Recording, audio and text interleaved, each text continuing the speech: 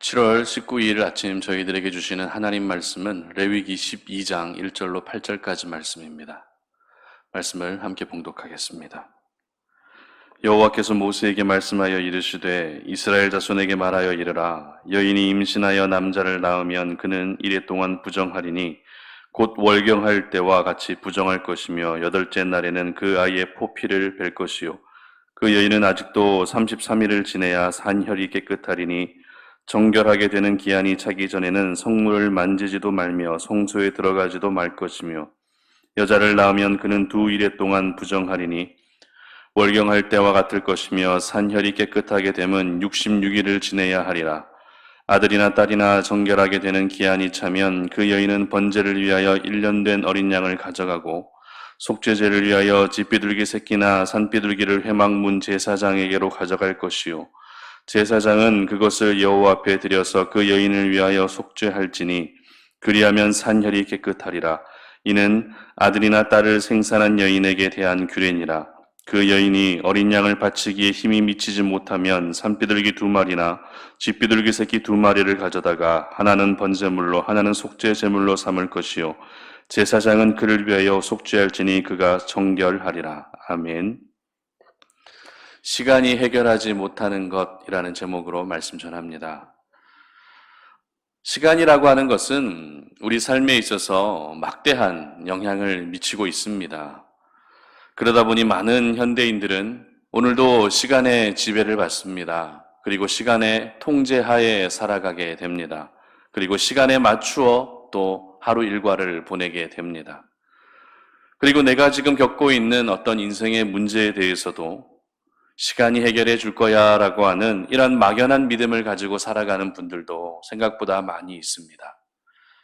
사랑하는 사람과의 그런 이별에 대한 아픔들, 어떤 누구에게 내가 받았던 그 상처, 그리고 건강의 문제까지 우리가 일상에서 겪게 되는 상당수의 문제들에 대해서 시간이 모든 것을 해결해 줄 것이다 라는 이런 생각을 가지고 산다는 것입니다.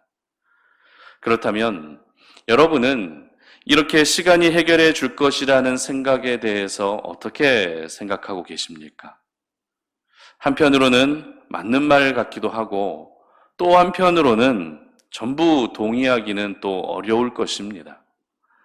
그런데 시간이 모든 것을 해결해 줄 것이라는 생각을 갖게 될 때 저희들에게서 나타나게 되는 현상이 있습니다. 그것이 어떤 모습인가 하면 문제 해결을 위한 별다른 노력을 하지 않는다는 것입니다.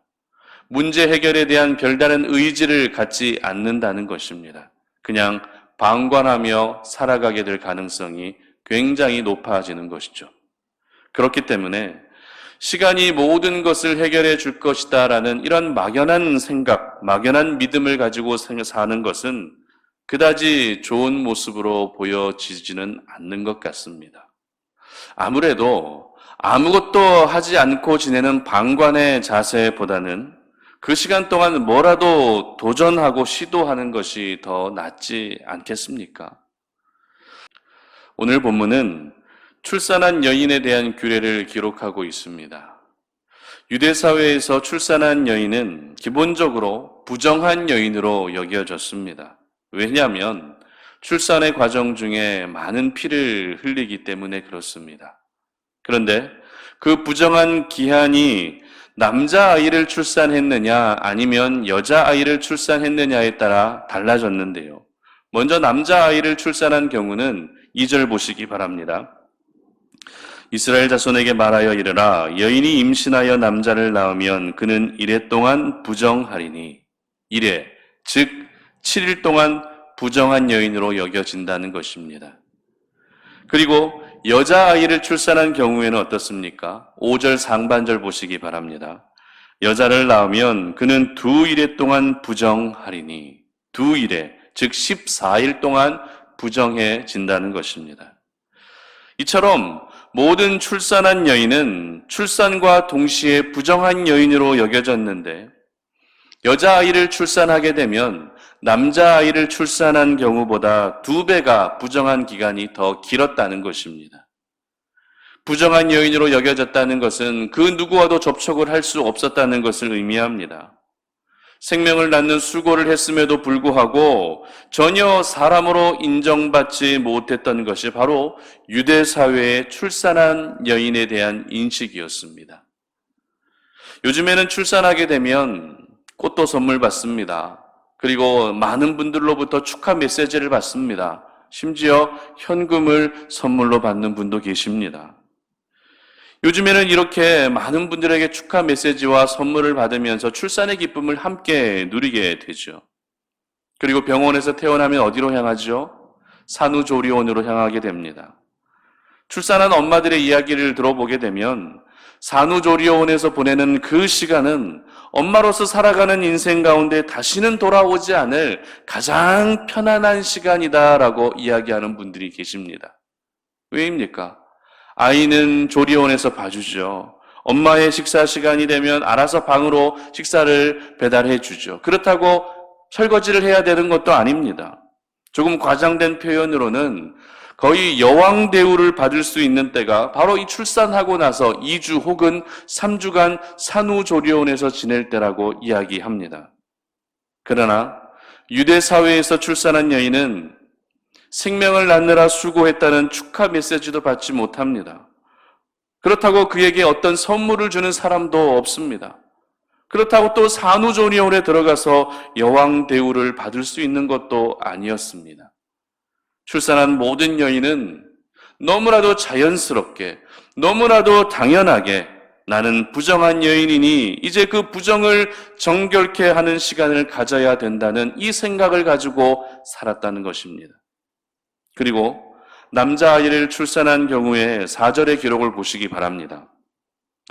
그 여인은 아직도 33일을 지내야 선혈이 깨끗하리니 정결하게 되는 기한이 차기 전에는 성물을 만지지도 말며 성소에 들어가지도 말 것이며, 자, 7일 동안 부정하게 여겨졌을 뿐만 아니라 그 부정을 정결케 하기 위해 며칠이요? 33일이라는 시간을 집에만 머물고 성소에도 들어가지 못했다는 것입니다. 그러면 여자아이를 출산한 경우에는 어떨까요? 5절 하반절입니다. 산혈이 깨끗하게 되면 66일을 지내야 하리라. 역시 남자아이를 출산한 경우보다 2배가 더 긴 시간 동안 성소를 출입할 수 없고 집에만 머물러야 했던 것입니다. 이처럼 남자아이를 출산한 경우에는 총 40이라는 시간 동안 정결하게 되어지는 특별한 기간을 보내야 했고, 여자아이를 출산한 경우에는 총 80이라는 시간 동안 정결케 되어지는 그 특별한 기간을 거쳐야 했다는 것입니다. 그렇다면 여러분에게 질문합니다.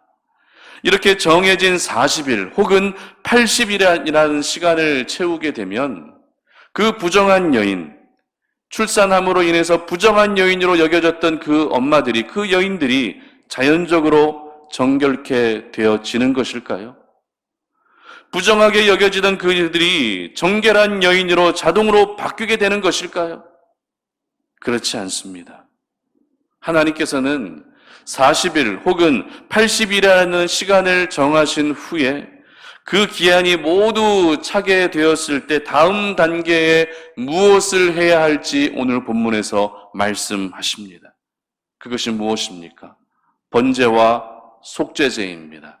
즉 예배라는 것입니다. 6절 보시기 바랍니다. 아들이나 딸이나 정결하게 되는 기한이 차면 그 여인은 번제를 위하여 1년 된 어린 양을 가져가고 속죄제를 위하여 집비둘기 새끼나 산비둘기를 회막문 제사장에게로 가져갈 것이요. 그리고 8절 하반절입니다. 제사장은 그를 위하여 속죄할지니 그가 정결하리라. 아멘. 오늘 본문 그 어디에도 40일 혹은 80일이라는 이 시간을 채우면 정결해지게 된다라고 하는 기록은 없습니다. 이 말은, 이 기간은 근신하며 외출을 삼가고 그 집에서 하나님께만 집중하는 시간을 가져야 된다는 것을 의미합니다. 그리고 이 기간이 채워졌을 때 정해진 번제와 속죄제를 드리게 되면 그때 비로소 정결해질 수 있었던 것입니다. 이를 통해 저희들은 중요한 영적 교훈을 발견하게 되는데요. 그것이 무엇입니까? 정결하게 되는 것, 우리가 거룩해지는 것은 결코 시간이 해결해 줄 수 있는 것이 아니라는 것입니다.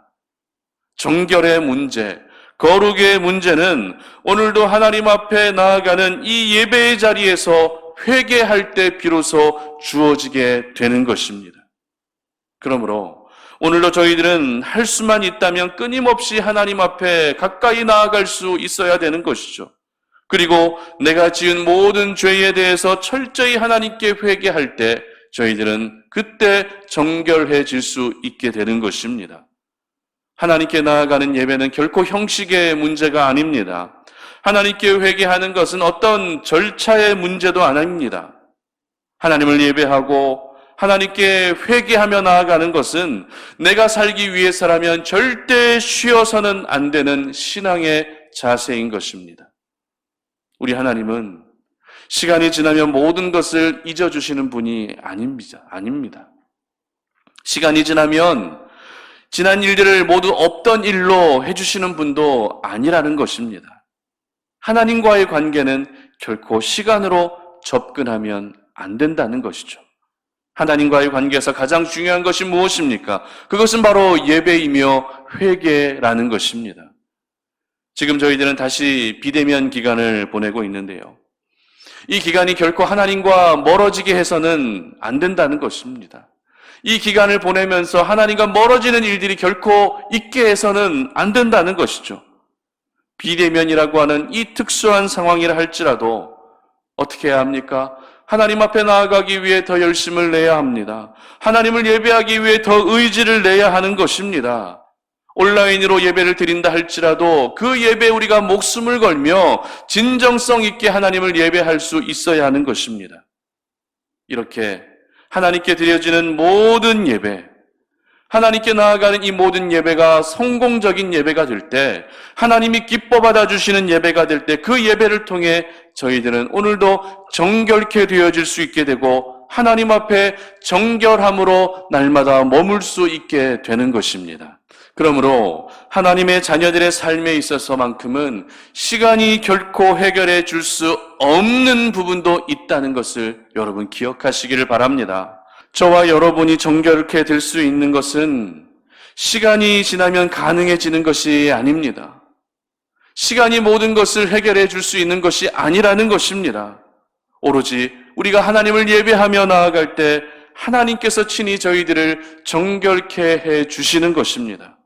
바라기는 우리 송탄올인의 모든 가족들은 시간에 매이고 또 시간을 의지하고 또 시간에 기대는 인생이 아니라 하나님을 예배하는 이 예배를 통해서 더욱더 하나님께만 집중하시고 하나님만을 바라보시며 그렇게 하나님께 날마다 가까이 나아갈 수 있기를 바랍니다. 그래서 우리의 영혼이 오늘도 날마다 정결케 되어질 뿐만 아니라 모든 인생의 문제도 역시 시간으로 해결받기를 기다리는 것이 아니라 예배를 통해 하나님 안에서 아름답게 해결되어져 가는 역사를 경험하시기를 주님의 이름으로 축복합니다. 함께 기도하겠습니다.